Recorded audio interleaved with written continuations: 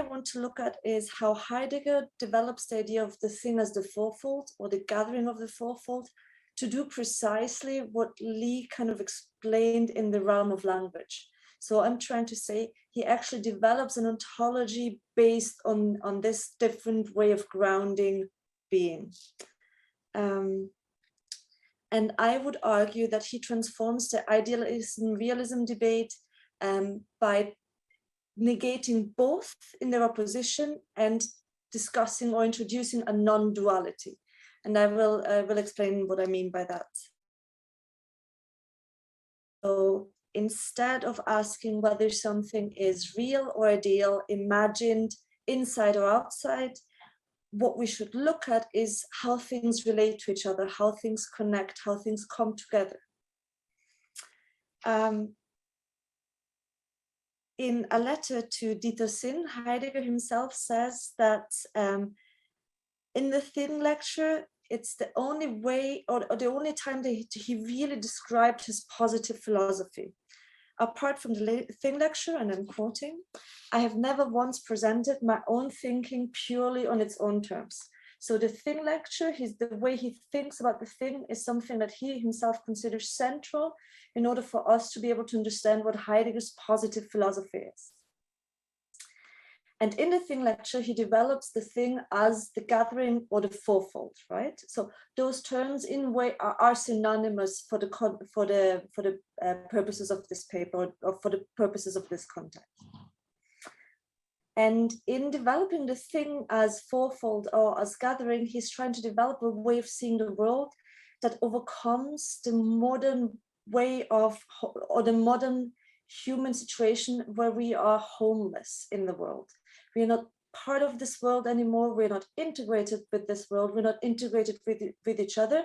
We exist in a world in which we are homeless entities, as separated from everything else as the substances are, right? And in order to overcome this state of being where everything is becoming stratified, separated, and turned into unrelated identities, that's what the concept of the thing as gathering as fourfold is supposed to do, right? What's really important for me is Heidegger looks at this from two perspectives. He looks at the event, which looks at the temporal becoming aspect of the thing. So when he says the thing presences or the thing unfolds, there he speaks about a temporal aspect. But when he talks about the thing as a gathering, as a coming together, as a Versammlung, he talks about a relation, or about the relational aspects of things. And as Daniel already said, I'm interested in process philosophy, and process philosophy combines both. However, today we're going to look at the relational aspect that Heidegger discusses in the thing as fourfold. And I'm gonna not focus on the idea of the event, so the processual nature or the temporal nature. Yeah. What does the fourfold do? The fourfold, or the thing, if we think of a thing as something that's gathering, as something that's connected, as something that's related, what does that do? How does that change the way we see the world? What different presuppositions does that give us in these terms? The fourfold discloses a world that allows for dwelling, that allows for human beings to be at home with this world, by showing us that reality is actually meeting. What we talk about when we talk about the world, what we talk about when we talk about things, is how different aspects come together and form things, right? It's a meeting, and that allows for living, for dwelling, for persistence. And all of this terminology is quite difficult, and I try to cut out most of it, but I still want to get at the precise ontology that Heidegger develops here, in focusing on the thing as fourfold. And I want to render this a bit more intuitive by developing a dynamic process metaphysical context. So a framework where the thing can show itself as a gathering fourfold, as relational. Because within the inframed thinking of the Western tradition, the kind of thinking that Lee described, thinking that we're usually familiar with as Galilean physics, within such a framework, the thing can't even appear as relational. It can't appear as a gathering, because the way we structure the world, the way we understand, unfold, or consider the world is such that the gathering cannot appear. So instead of following the Western rational thought and the resulting Gestell or framework that most modern philosophers think from, I want to think from a processual point of view. And this is going to be the first point. Most forms of dynamic or processual thoughts are grounded and justified by a close examination of experience. If we look at the everyday world as we experience it, then it is characterized by becoming, by continuously shifting, and by evolving relationships. Even apparently stable objects or substances that we encounter, like stones, mountains, and even planets, reveal themselves as changeable, as processual, if they're observed closely enough and for long enough of time. And thus, from a dynamic perspective, any being is nothing but its becoming. Objects or things are becoming, developing collections of processes that can form larger processes.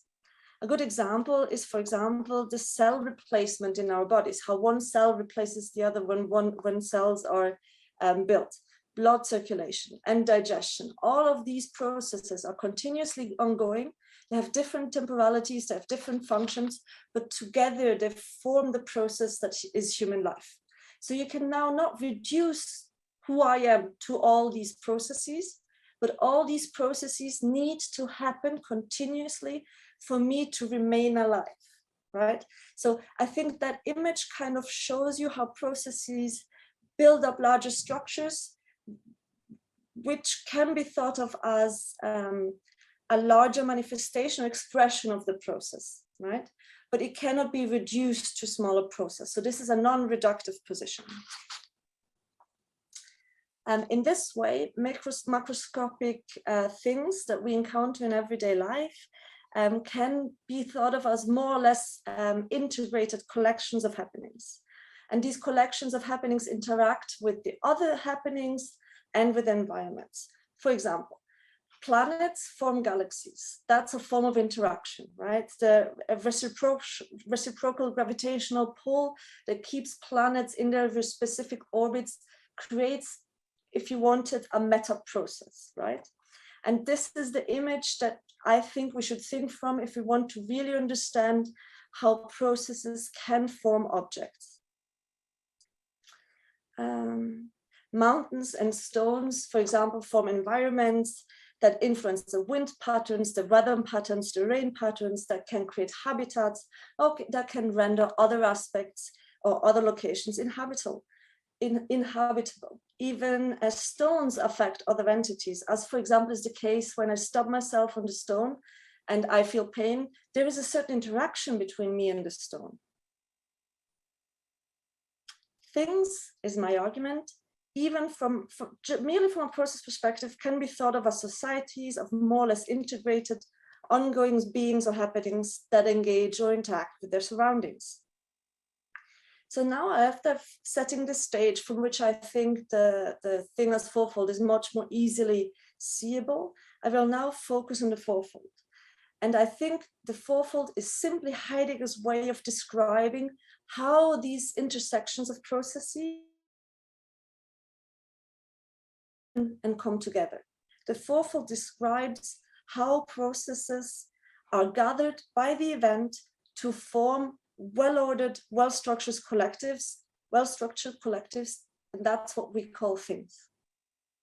The thing as fourfold is a society or a gathering or a collection of processes that is, by Heidegger, not investigated with a focus on becoming. So we're not looking at them through time as much, but in their roomeliness, in the way that they take space or they gather together relationality, right? So we're looking at if we're looking at the fourfold, we don't look at the thinging of the thing, at the presencing of the thing, but merely at the gathering, at the bringing together of relations of the thing.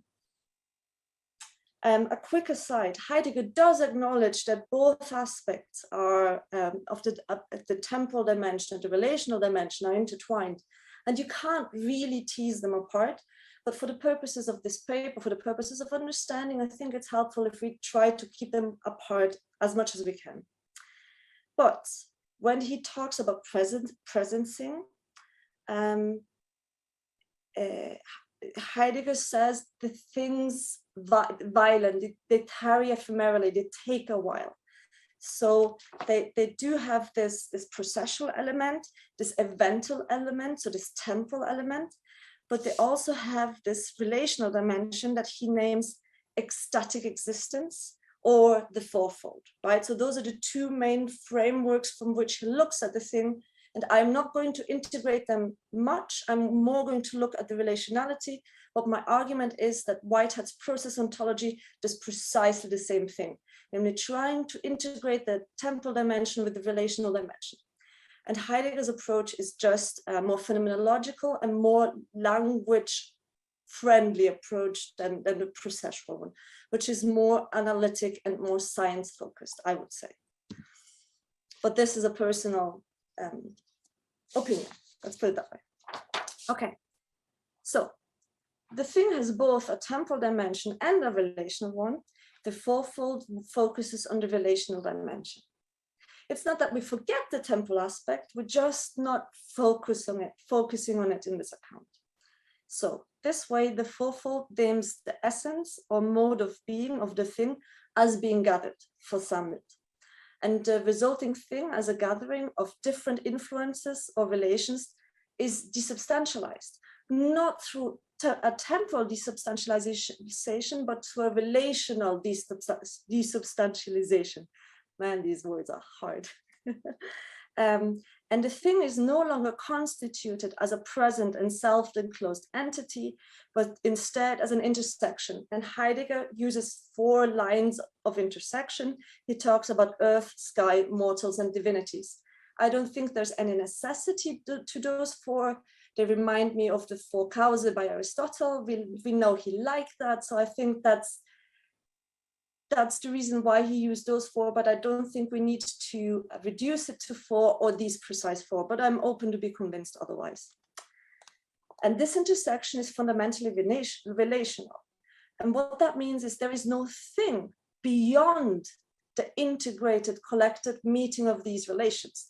There is no substance holding the relations. There's just an encounter of relations, right?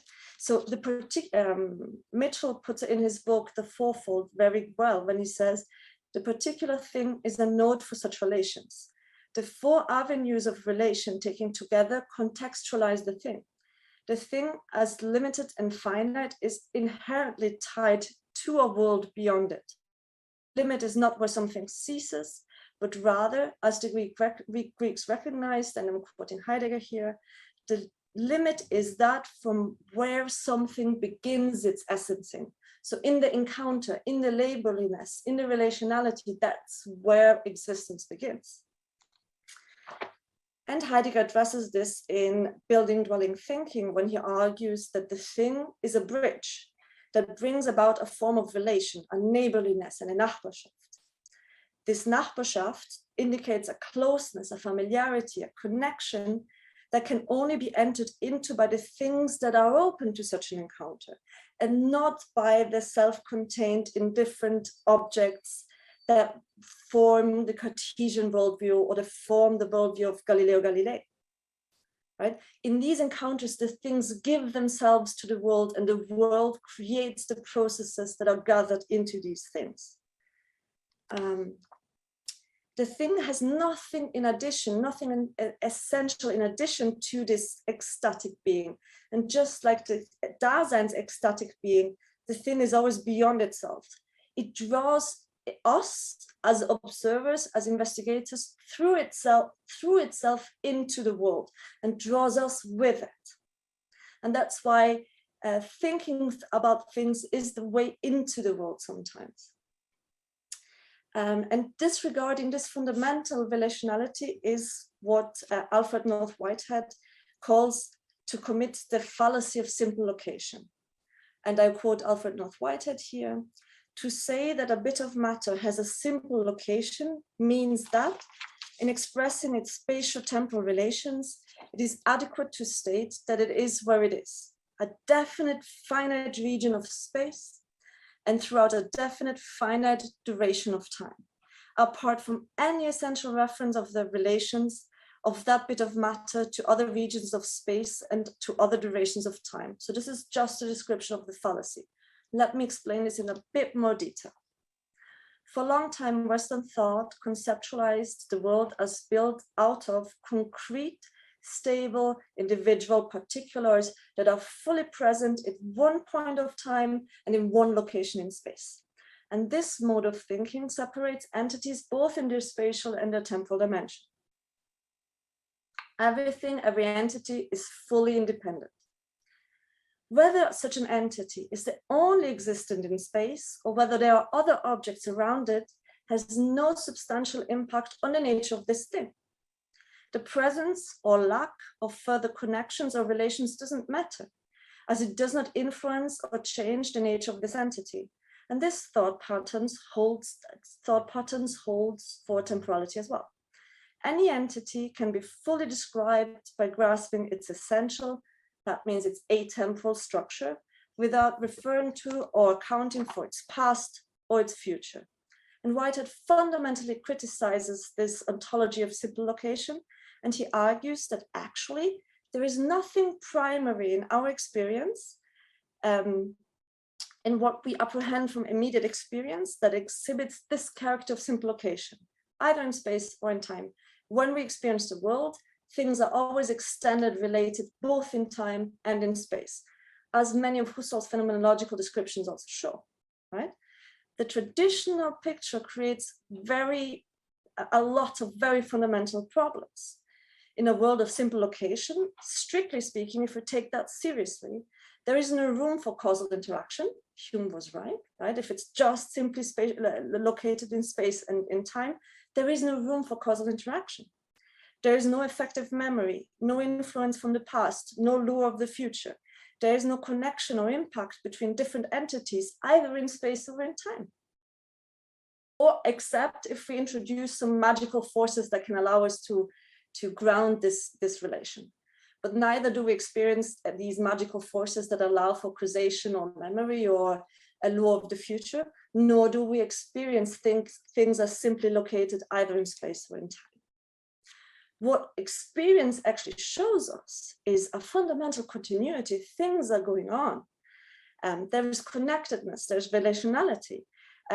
The past determines what's present, the future lures us into different ways of unconcealing and unfolding things. Whatever appears within a world, and I'm quoting Mitchell from the Fourfold again when he talks about Heidegger, whatever appears within a world, if there is a world, must appear ecstatically. Things exist within a cluster of relation that draws them out in innumerable directions and in varying degrees.